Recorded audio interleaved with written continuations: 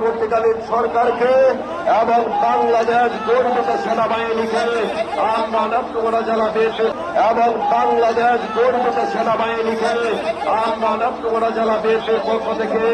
আমরা উষ্ণ অভিনন্দন জানাই। আমরা এই ডক্টর মোহাম্মদ ইউনূস সাহেবের অন্তর্বর্তীকালীন সরকারের আমলে এবং বাংলাদেশে গর্বিত সেনাবাহিনী তাদের নেতৃত্বাধীন যে সরকার পরিচালিত হচ্ছে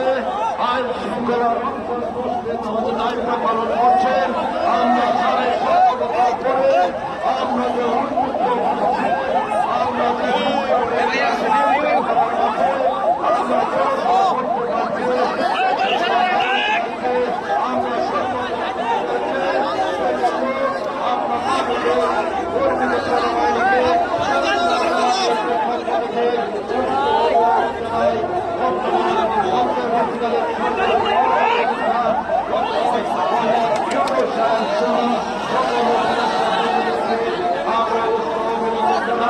আমরা নেত্রকোনা জেলার মাননীয় জেলা প্রশাসক